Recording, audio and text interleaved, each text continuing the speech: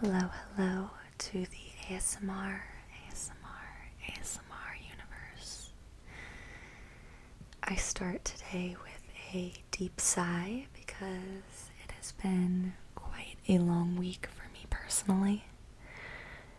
I was in the hospital on Tuesday. I won't go into the details, but I'm feeling so much better. I'm feeling extremely grateful for everyone who helped care for me this week. The doctors in the hospital, the nurses, even the administrators in the ER, my lovely family, my partner, my roommates.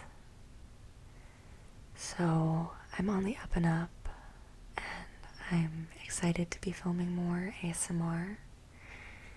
I had been hoping to film a lot of videos this week, but since I am taking it easy over the weekend, I actually have ample time to film. I'm, saying no to social obligations and things like that just because I want to rejuvenate, relax, make sure I'm healthy. I'm a little kind of shaken up from the whole week and just want to relax and take it easy. So what is more relaxing to me than reading some philosophy? And I had been wanting to do another installment of Camus.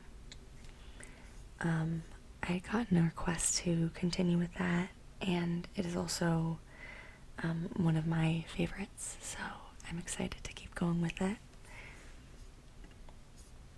I'm always a little torn between starting new philosophy essays and, covering a wide range, or going in deeper and continuing on. So I think it's good to strike a balance. That being said, this is Camus' The Myth of Sisyphus. And we started with an absurd reasoning, and we stopped at the section titled Absurd Walls. So I'm going to just start right up again with absurd walls and go from there. How does that sound? Hopefully that is all good with you. And without further ado, I'll start. I'm gonna do this one probably mostly soft-spoken with some whispers where it feels natural. So, if it is all good with you, I'm going to start with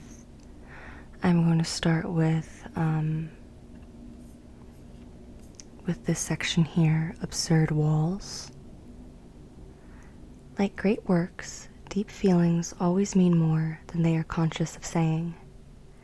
The regularity of an impulse or repulsion in a soul is encountered again in habits of doing or thinking. Great feelings take with them their own universe, splendid or abject. They light up with their passion an exclusive world in which they recognize their climate. There is a universe of jealousy, of ambition, of selflessness, or of generosity. A universe, in other words, a metaphysic, and an attitude of mind.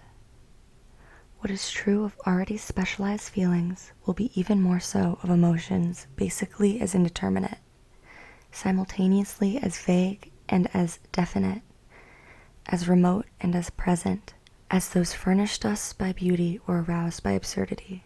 At any street corner, the feeling of absurdity can strike any man in the face. As it is, in its distressing nudity, in its light without effulgence, it is elusive. But that very difficulty deserves reflection. It is probably true that a man remains forever unknown to us, and that there is in him something irreducible that escapes us. But practically, I know men, and recognize them by their behavior, by the totality of their deeds, by consequences caused in life by their presence. Likewise, all those irrational feelings which offer no purchase to analysis. I can define them practically, appreciate them practically, by gathering together the sum of their consequences in the domain of the intelligence, by seizing and noting all their aspects, by outlining their universe. It is certain that apparently, though I have seen the same actor 100 times, I shall not for that reason know him any better personally. Yet if I add up the heroes he has personified, and if I say that I know him a little better at the 100th character counted off, this will be felt to contain an element of truth. For this apparent paradox is also an apologue. There is a moral to it. It teaches that a man defines himself by his make-believe as well as his sincere impulses. There is thus a lower key of feelings, inaccessible in the heart, but partially disclosed by the acts they imply and the attitudes of mind they assume. It is clear that in this way I am defining a method, but it is also evident that that method is one of analysis and not of knowledge. For methods imply metaphysics. Unconsciously they disclose conclusions that they often claim not to know yet. Similarly, the last pages of a book are already contained in the first few pages. Such a link is inevitable. The method defined here acknowledged the feeling that all true knowledge is impossible. Solely appearances can be enumerated, and the climate make itself felt. Perhaps we shall be able to overtake that elusive feeling of absurdity in the different but closely related worlds of intelligence, of the art of living, or of art itself. The climate of absurdity is in the beginning. The end is the absurd universe, and that attitude of mind which lights the world with its true colors to bring out the privileged and implacable visage which that attitude has discerned in it. All great deeds and all great thoughts have ridiculous beginning. Great works are often born on a street corner or in a restaurant's revolving door. So it is with absurdity. The absurd world, more than others, derives its nobility from the abject birth. In certain situations, replying nothing when asked what one is thinking about may be pretense in a man. Those who are loved are well aware of this. But if that reply is sincere, if it symbolizes that odd state of soul in which void becomes eloquent, in which the chain of daily gestures is broken, in which the heart vainly seeks the link that will connect it again, then it is, as it were, the first sign of absurdity. It happens that the stage sets collapse.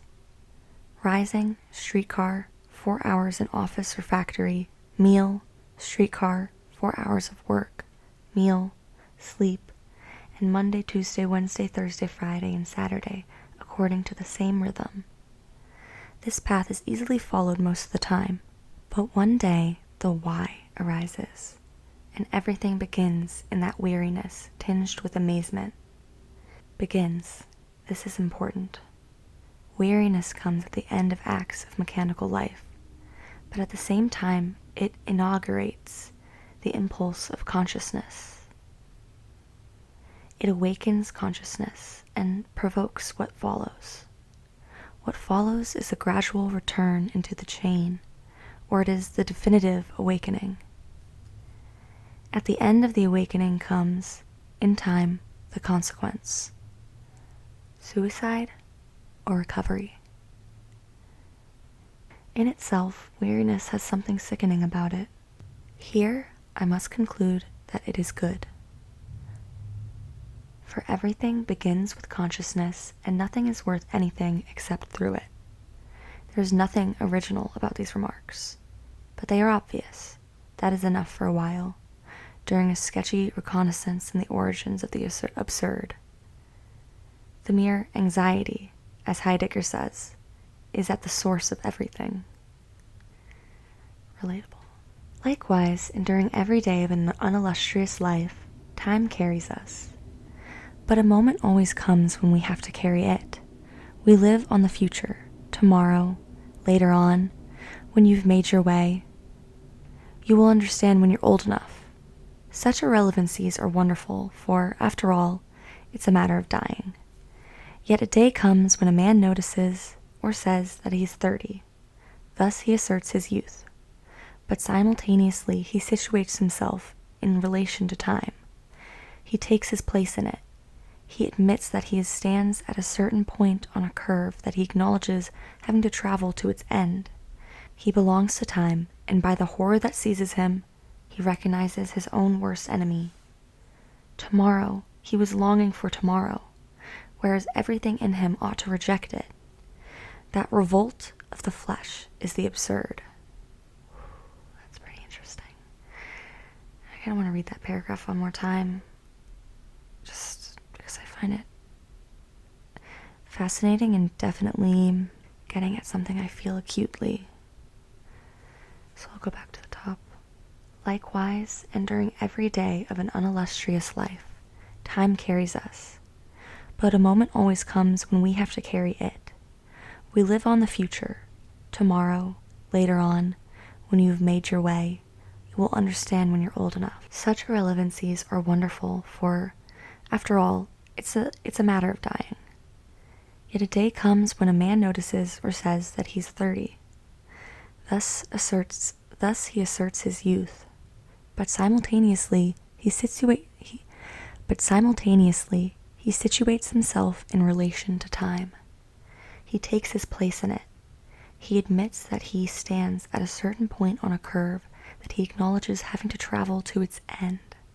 He belongs to time, and by the horror that seizes him, he recognizes his worst enemy.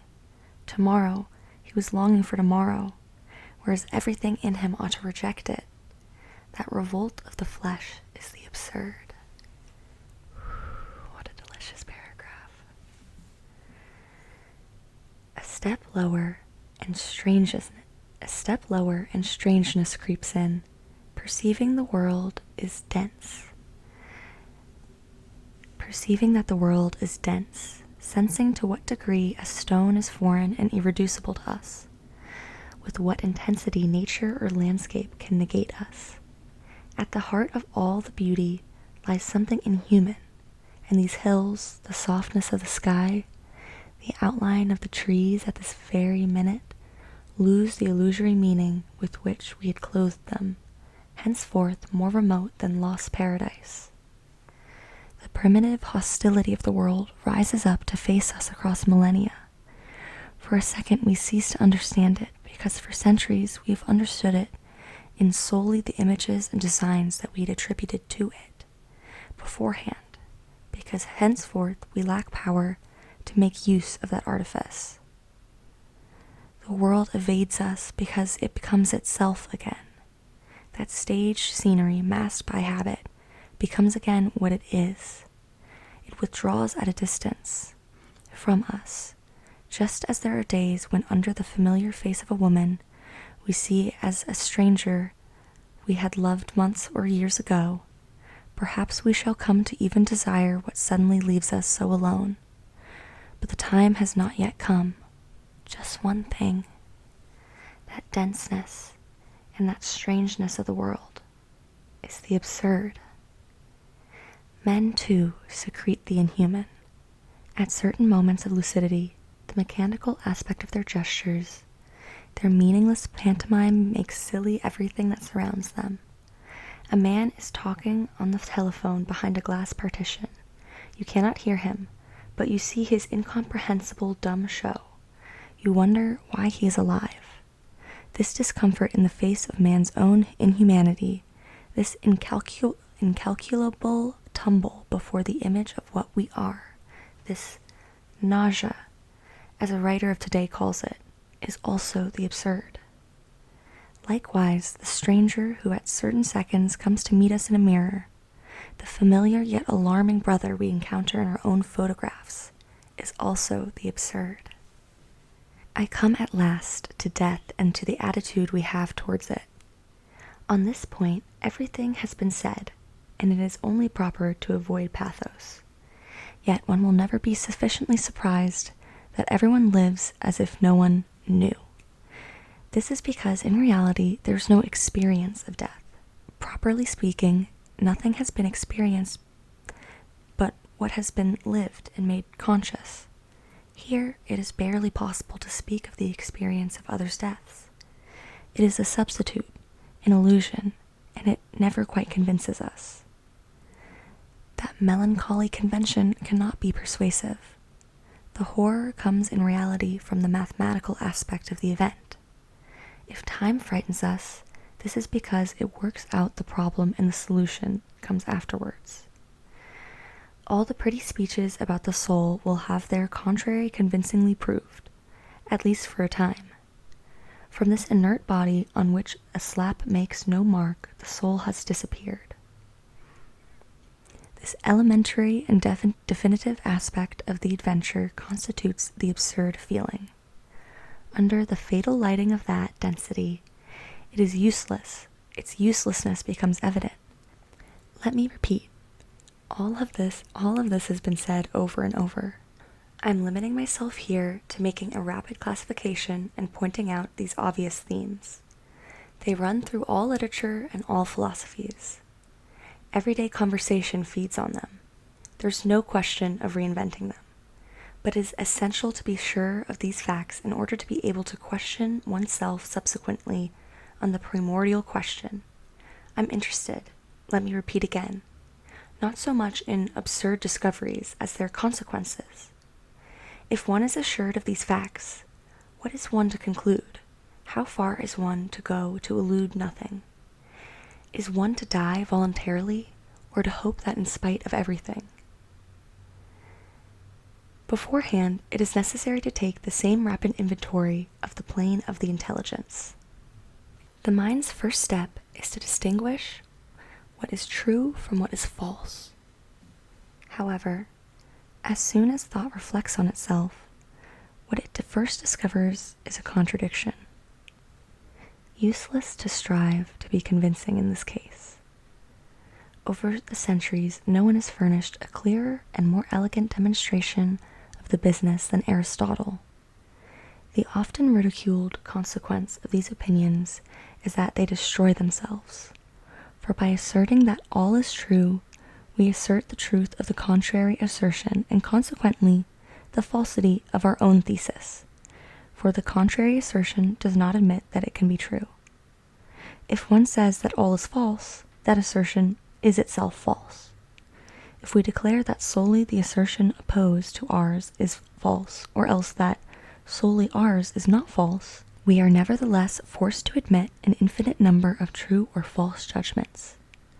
For one who expresses a true assertion proclaims simultaneously that it is true, and so on, ad infinitum. This vicious circle is but the first of a series in which the mind that studies itself gets lost in a giddy whirling. The very simplicity of these paradoxes makes them irreducible. Whatever may be the plays on the words and the acrobatics of logic, to understand is, above all, to unify. The mind's deepest desire, even in its most elaborate operations, parallels man's unconscious feeling in the face of his universe. It is an insistence upon familiarity, an appetite for clarity. Understanding the world for a man is reducing it to the human, stamping it with his seal. The cat's universe is not the universe of the anthill. The truism, all thought is anthropomorphic, has no other meaning.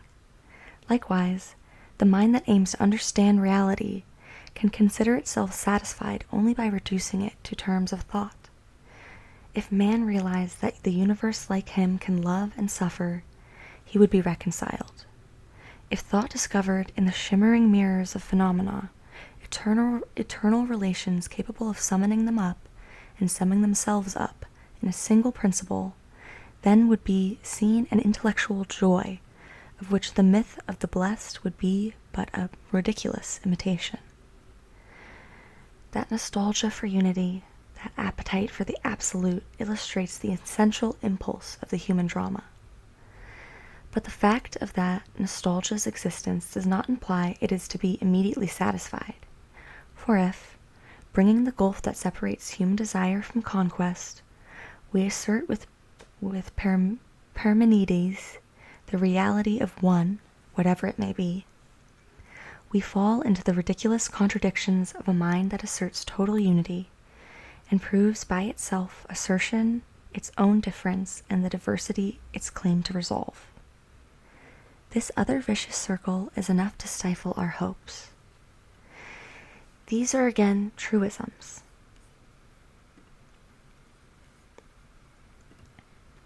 I shall again repeat that they are not interesting in themselves, but in the consequences that can be deduced from them.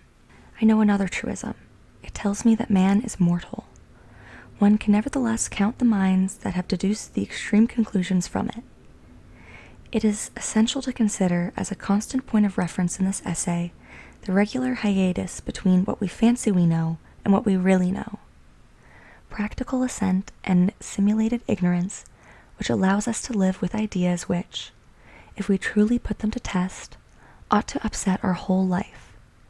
Faced with this inextricable contradiction of the mind, we shall fully grasp the divorce separating us from our own creations. So long as the mind keeps silent in the motionless world of its hopes, everything is reflected and arranged in the unity of its nostalgia. But with its first move, this world cracks and tumbles. An infinite number of shimmering fragments is offered to the understanding. We must despair of ever reconstructing the familiar, calm surface, which would give us peace of heart. After so many centuries of inquiries, so many abdications among thinkers, we are well aware that this is true for all our knowledge. With the exception of professional rationalists, today people despair of true knowledge. If the only significant history of human thought were to be written, it would have to be the history of its successive regrets and its impotences. Of whom and what indeed can I say? I know that. This heart within me I can feel, and I judge that it exists. This world I can touch, and likewise judge that it exists. There ends all my knowledge, and the rest is construction. For if I try to seize this self, of which I feel sure, if I try to define and to summarize it, it is nothing but water slipping through my fingers. I can sketch one by one all the aspects it is able to assume. All those likewise have been attributed to it. This upbringing, this origin, this ardor or these silences, this nobility or this vileness. But aspects cannot be added up. This very heart which is mine will forever remain undefinable to me. Between the certainty I have of my existence and the content I try to give that assurance, the gap will never be filled. Forever, forever, forever I shall be a stranger to myself. In psychology as in logic, there are truths but no truth. Socrates' "Know thyself" has as much value as "Be virtuous" of our confessionals. They reveal a nostalgia at the same time as an ignorance. They are sterile exercises on great subjects. They are legitimate only in precisely so far as they are approximate. And here are trees, and I know their gnarled surface, water, and I feel its taste, these scents of grass and stars at night, certain evenings when the heart relaxes. How shall I negate this world whose power and strength I feel? Yet all the knowledge on earth will give me nothing to assure me this world is mine. You describe it to me and you teach me to classify it. You enumerate its laws, and in my thirst for knowledge, I admit they are true. You take apart its mechanism, and my hope increases. At the final stage, you teach me that this wondrous and multicolored universe can be reduced to the atom, and that the atom itself can be reduced to the electron. All this is good, and I wait for you to continue. But you tell me of an invisible planetary system in which electrons gravitate around a nucleus. You explain this world to me with an image. I realize then that you have been reduced to poetry. I shall never know. Have I the time to become indignant? You have already changed theories, so that science that was to teach me everything ends up in a hypothesis. That lucidity founders in metaphor. That uncertainty is resolved in a work of art. What need had I of so many efforts? The soft lines of these hills and the hand of the evening on this troubled heart teach me much more. I have returned to the beginning. I realize that if through science I can seize phenomenon and enumerate them, I cannot, for all that, apprehend the world. Were I to trace its entire relief with my finger, I should not know any more. And you give me the choice between a description that is sure but teaches me nothing, and hypotheses that claim to teach me but that are not sure. A stranger to myself and to the world, armed solely with a thought that negates itself as soon as it asserts, what is this condition in which I can have peace only by refusing to know and to live, in which the appetite for conquest bumps into walls that defy its assaults? To will is to stir up paradoxes.